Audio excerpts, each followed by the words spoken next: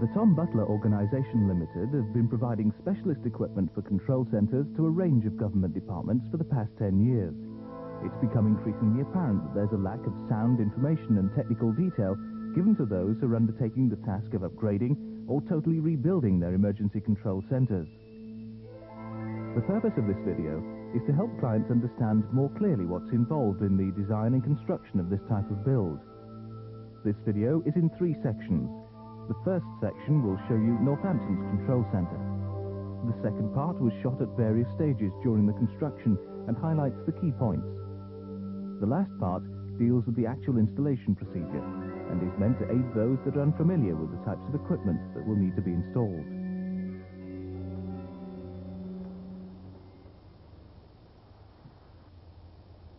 Here in Northampton, they've just finished rebuilding their emergency control centre. It was incorporated as part of the design of the new Northamptonshire Records office.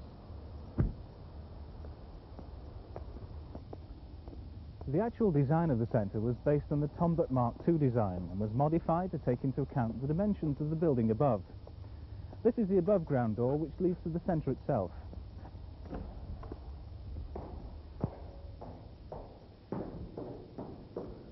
This is the entrance to the centre itself. The door here is 200 millimetres thick, it weighs nearly a tonne, and it's designed to withstand a blast of 3 atmospheres. The first area you enter is the decontamination room. In this area, anyone who had to go outside would wash off any pollutants before rejoining the main control centre. Also sited off this area is the generator room. In an emergency situation, it would be regarded as a contaminated area. This is due to the large quantity of air that the generator requires for combustion and cooling. It would be uneconomical to gas filter this air.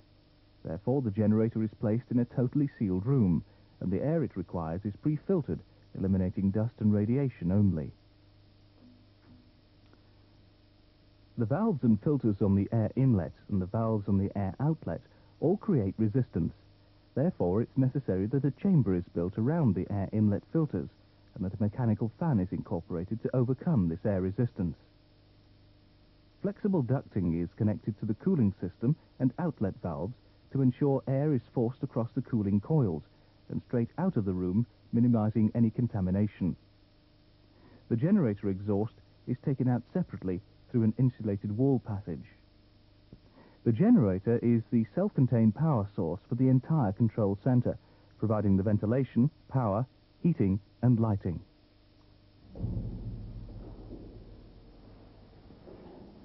From the decontamination area, we move through a second blast door into an airlock, then through a pressure door and into the main centre itself.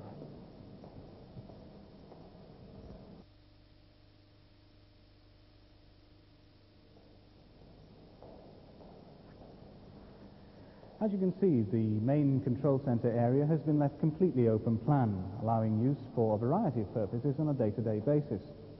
In an emergency situation, the team would need to be totally self-contained for 14 days, so careful planning has to go into their requirements like ventilation, sanitation and water to comply with Home Office regulations.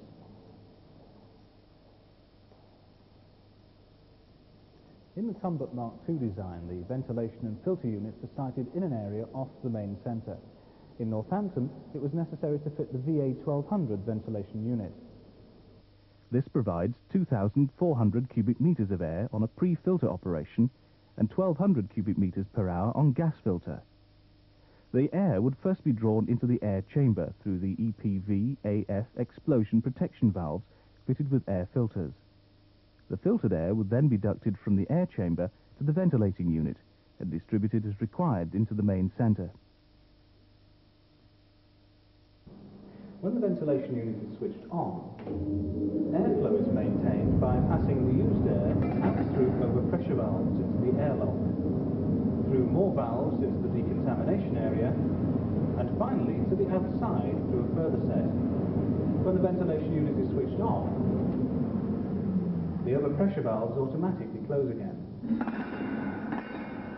The overpressure valves are selected to ensure 24 millimetres of overpressure on the water gauge in the main centre itself, with 16 millimetres in the airlock and 8 millimetres in the decontamination area. On gas filter operation, the overpressures would reduce accordingly. All aspects can be hand-operated in the event of a power failure, such as a generator breakdown. Of course, in an emergency situation, you'd need two people to do this.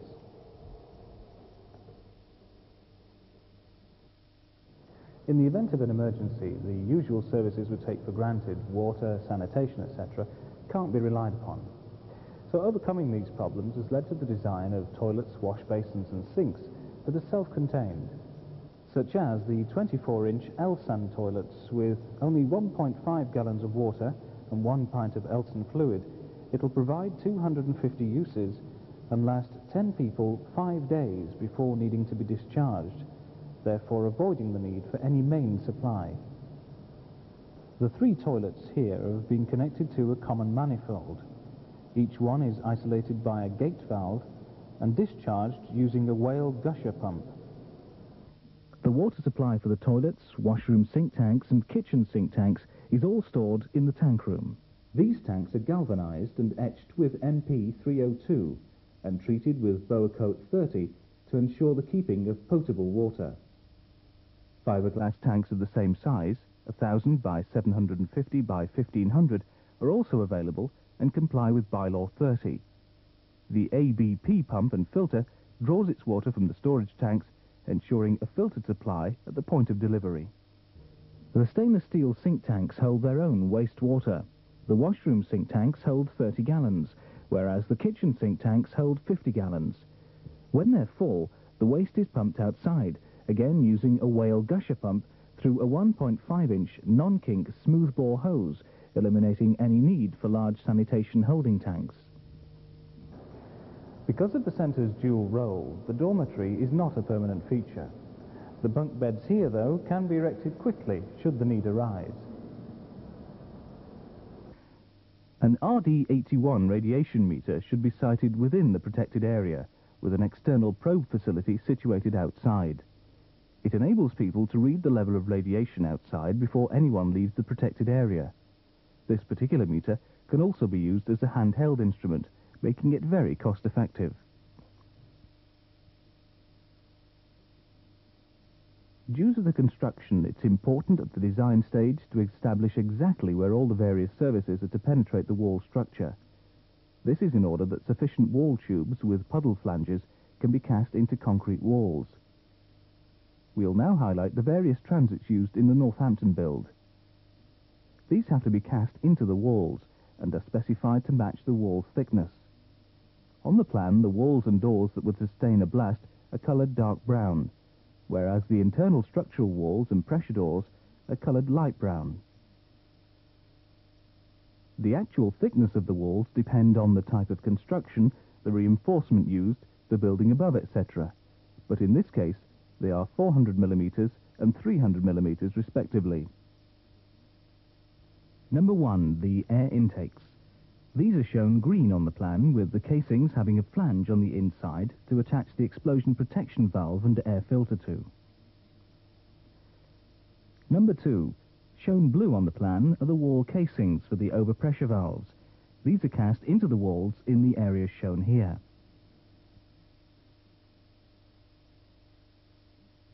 Number 3, the generator exhaust, shown here in light blue. Number 4, air exhaust for the generator room is ducted to the outside through blast valves, shown here in blue. Number 5, cable transits. Where cables and pipes penetrate the structural walls, these are shown yellow. Number 6, where water and sanitation pipes penetrate external walls, stainless steel water transits need to be incorporated to avoid corrosion problems, and these are shown in orange.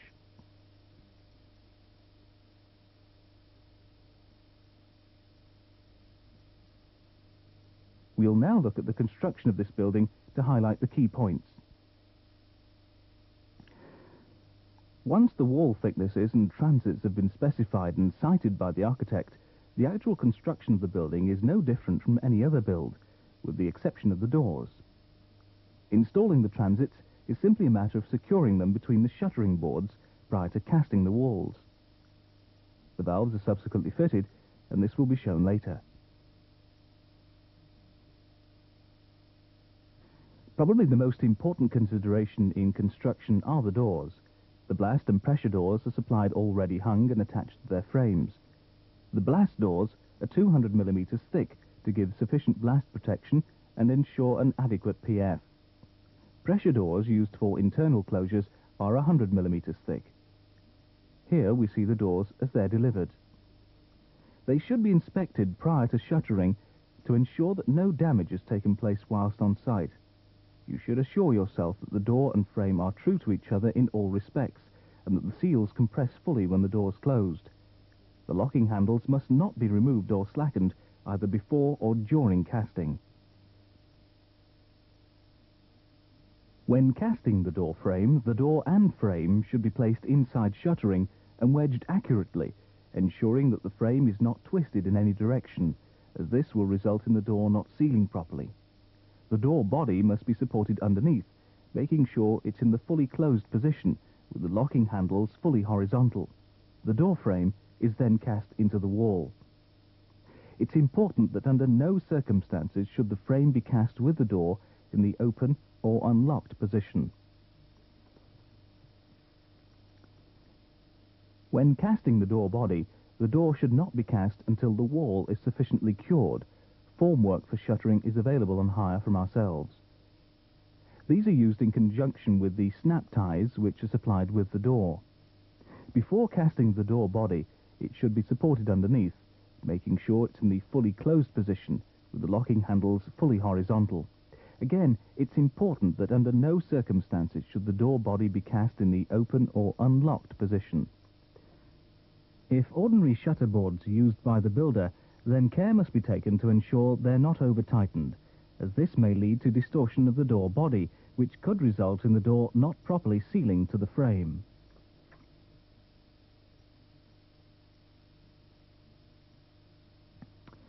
Ventilation air intake wall sleeve. This is cast into the air chamber wall. It provides an airtight passage through the structure. The embellished end is on the air chamber side and allows a smooth air passage. The opposite end provides the fixings for ductwork connections. These wall sleeves can be supplied in various dimensions and suit wall thicknesses. Wall sleeve. These are used where it's necessary for the ductwork to pass through the structure. The sleeve is cast into the wall, providing the necessary fixings for ductwork, again supplied in various dimensions and to suit wall thickness. Explosion protection valves. EPV, as the name suggests, protects air intakes and outlets against blasts. They work by having a shutting disc mounted on springs inside the casing. On impact of a blast wave, the shutting disc automatically closes onto the sealing surface in the sheltered protection direction. This stops the airflow immediately. The following reverse suction wave that occurs will then pull the disc in the opposite direction, sealing the airflow and therefore protecting the shelter. First, the protective disc cover that prevented concrete entering the sleeve when it was cast is removed, exposing the mounting bolts. The valve is then bolted into position using the 8 nuts, which are tightened to 42 Newton meters each.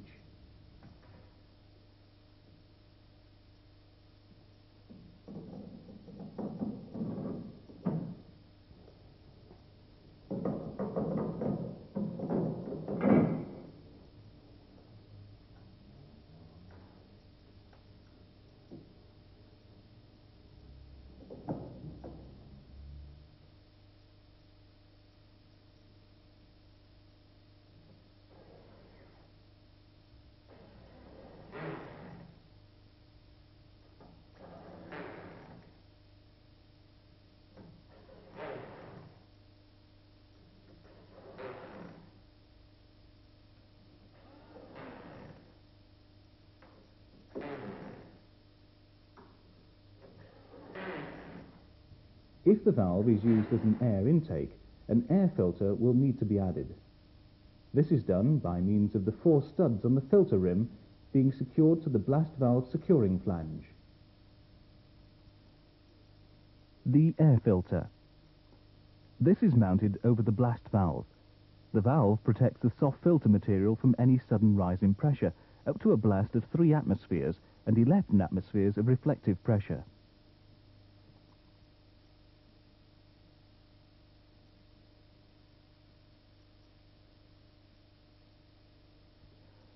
Overpressure valves. These are used on the exhaust air from the shelter. They enable differential overpressure to be maintained in the protected area, airlock and decon. They also have blast valve protection. In this shelter, they're sited here. The ventilating unit produces an increase in pressure in the control center, and the overpressure valves release air out through the various rooms and finally to the outside. If the ventilating unit is set to recirculation, the overpressures would then drop, and the valves would automatically close. The installation for the overpressure valve is exactly the same as the blast valve.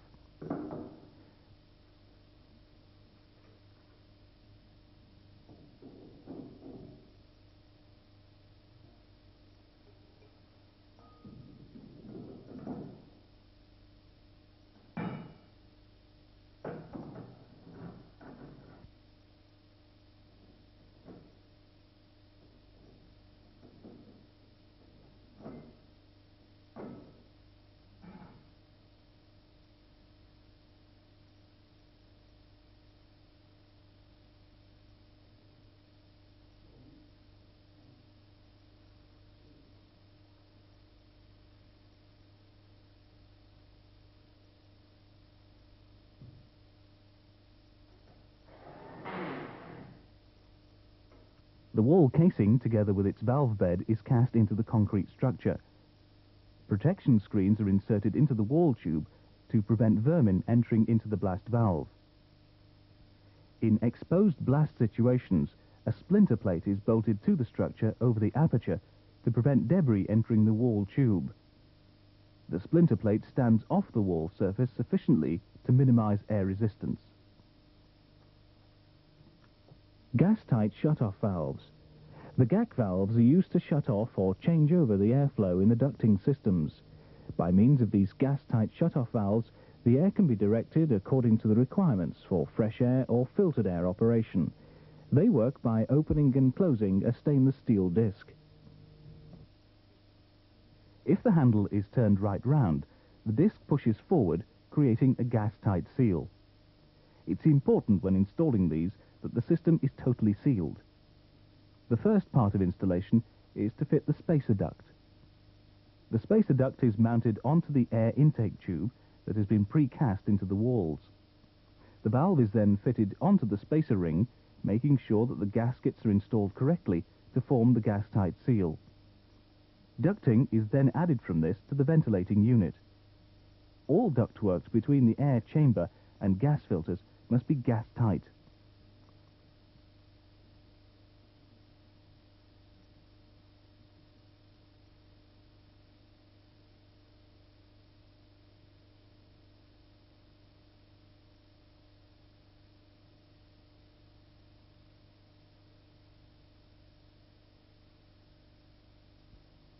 Generator exhaust. The exhaust system for the generator needs to be ducted to the outside, where it penetrates an unprotected outside wall. An exhaust pipe wall sleeve needs to be incorporated to prevent any blast from entering the shelter. A wall sleeve for this purpose would be precast into the concrete. This would then allow the exhaust pipe to be fitted in the manner shown. Here we're demonstrating the installation of the generator wall passage into its wall sleeve. The inner pipe is passed through the wall sleeve from the outside. It is then secured to the wall frame, onto the studs and bolted down. The 4 yellow-capped threaded holes are for fixing the generator exhaust on the outside of the shelter. Inside the shelter, the exhaust protrudes into the generator room. The exhaust from the generator is then connected to this flange. Insulation must be packed into the wall casing to prevent heat damage to the wall. Finally, the 2 half plates are fitted.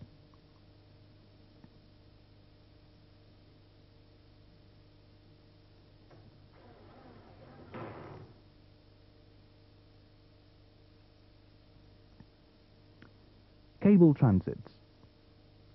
Cable runs, water pipes, etc. need to be passed through the external walls. Sealing is required to provide adequate blast protection, and this is done by using a Brackberg 2000 cable transit fitting. The system comprises of various components. This ensures sealing against blast, fire, gas, etc. The mounting frame is cast into the structure and all the cables are run through. An important note is, though, that enough slack is left in the cables and pipes for subsequent assembly to occur. The fitting of these blocks around the cables is a simple procedure. Place the largest cables as low as possible in the frame. Care must be taken that the correct size blocks are used. Surfaces must be waxed to ease installation and help provide a perfect seal. The surface, which is in contact with the pipe and cable, however, must not be waxed.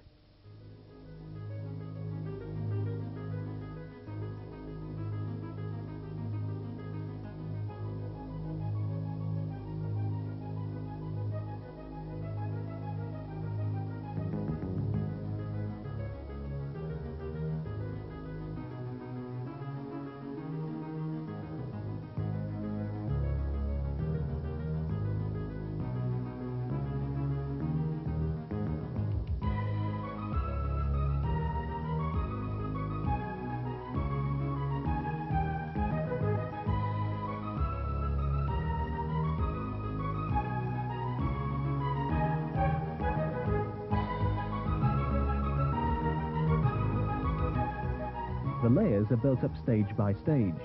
The compression plate is then inserted before the final layer.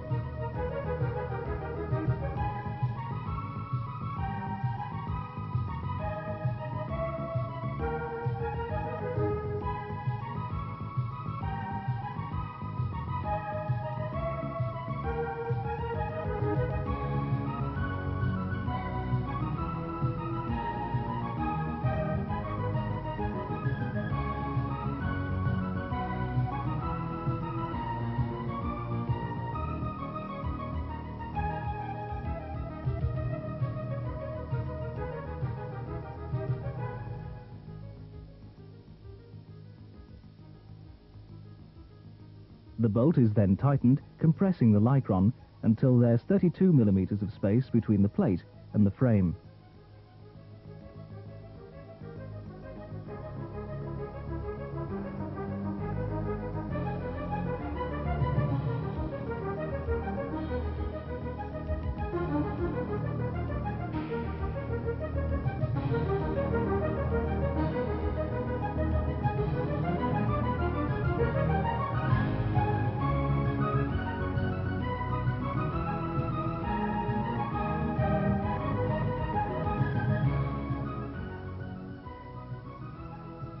The end packing tongue is installed around the compression bolt and the end packing inserted into the frame using a hammer.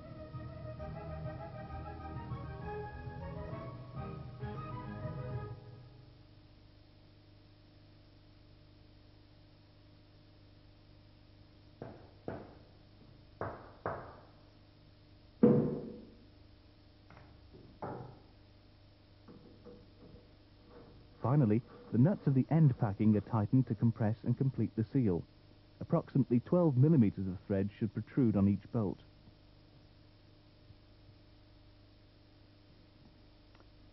RGP. Other types and sizes of wall passages are available. The RGP can be inserted into wall tube already cast or can be fitted into a core drilled hole when used in existing structures. Water sanitation. Where a water supply is required to penetrate the walls, a water sleeve for water sanitation should be cast into the wall at the construction stage. These are made of stainless steel to prevent corrosion and threaded both ends to connect to the water supply pipes. The flange at the centre is provided to prevent the capillary action of groundwater from seeping into the shelter. These pipes can be obtained at various dimensions to suit wall thickness. VA300. Here we're showing a VA300 ventilating unit complete with gas filter. This type of ventilation unit has an electrical motor and also a hand operation facility in the event of loss of power. This would enable the control to remain habitable whilst power was restored. The VA300 ventilating unit is designed primarily for emergency use only. The same principles apply as with the VA1200 unit already shown. The air is drawn through the valves and filters sited in the air chamber by the fan on the ventilating unit, then ducted as required to distribution. Allowing 8 CFM per person, the VA300 ventilating unit will support 20 people on gas filter operation. The units can be mounted in parallel where more air is required and simply connected to a common duct from the air chamber and to distribution. A recirc facility should be provided incorporating GAC valves. Decontamination. Here we're showing a decontamination shower unit together with a hydro fresh pump and water storage tank. For demonstration purposes, we're showing these components in a free field situation. The siting of the storage tank and pump need not necessarily be in the decontamination area. If space permits, however, siting these items together is usually more convenient. Here we see a person decontaminating himself in the shower. He's wearing a waterproof suit. A surfactant or decontaminant is usually added to this water. The decontamination procedures are a complete subject on their own. Depending on the type of contamination and the type of suit worn would determine the method of decontamination. For local authority emergency control centres, it's not expected that the traffic through the decon would be very great during an emergency. The main use of the decon facility would be for people attending the generator room. Therefore, a very basic and minimal decon facility is provided by way of one airlock and one decon area.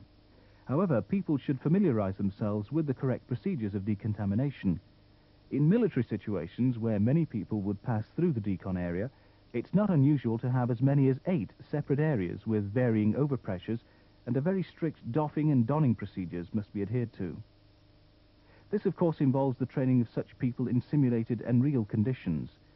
However, these local authority emergency control centres will in the main be occupied by civilians.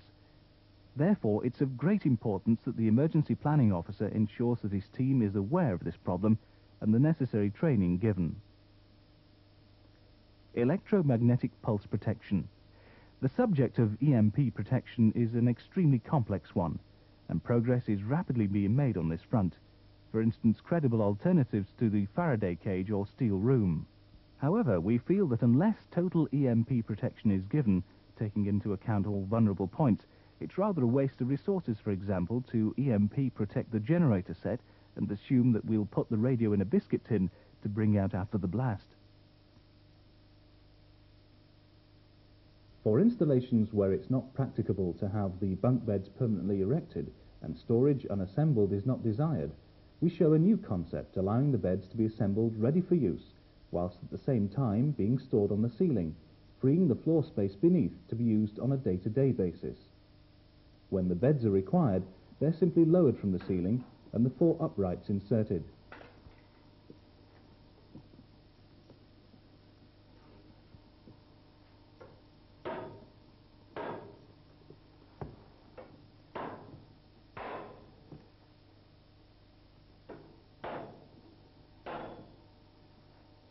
The washable and fire-resistant polypropylene material which forms the base of the bed is supple enough for a mattress not to be required. The bunk bed frames are made from powder-coated steel tubes, with the connection pieces from POM polymer ensuring durability and long life.